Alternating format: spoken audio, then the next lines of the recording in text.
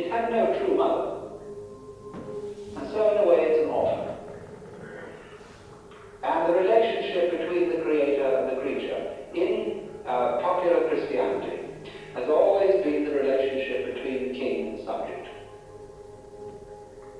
And the relationship between the king and the subject is very, very strange, estranged, because the king, in the archetypes of kingship, which existed in the Near East in ancient times and upon which this theological imagery was originally modeled, the king was really afraid.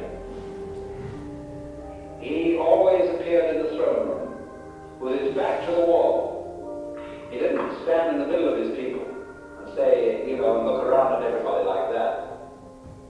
He stood with his back to the wall, 2 minutes, and they have to be kept in their place.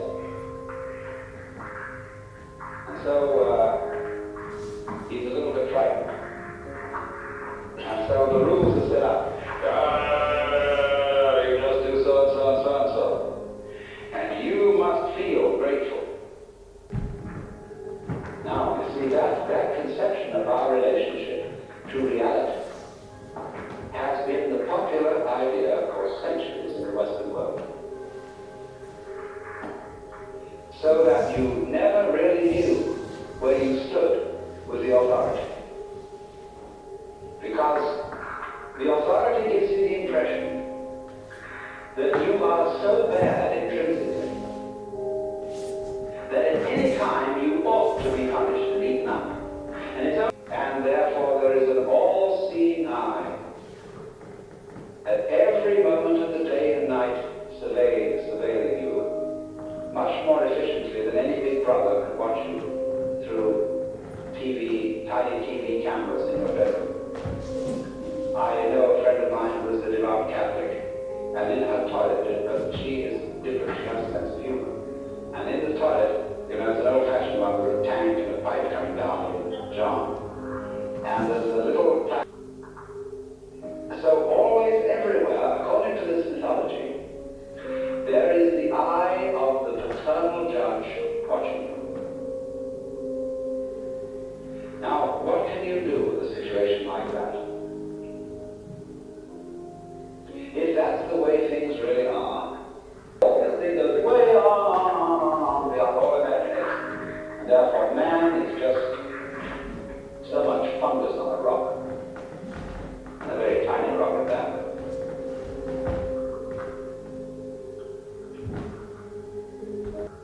Between two limits. This is the traditional Western opposition. On the one end of the scale to the left here, you have matter, the inert, the clay put into shape of the potter. The mythology did was to think of all things towards the limit called matter. It said, in effect, there is this dead material stuff. It is energetic, but the energy is unintelligent. It's a kind of roaring mechanical energy like fire or electricity or so on. It is not intelligent. And everything is really that. What we call human intelligence and consciousness are merely complicated forms of this primordial energy. The human being. Because the human being felt that hitherto he had been put up too far in the wrong way. You are a child of God, and the Lord loves you very dearly, but, that's just insufferable to be put up in that way. You have an immortal soul.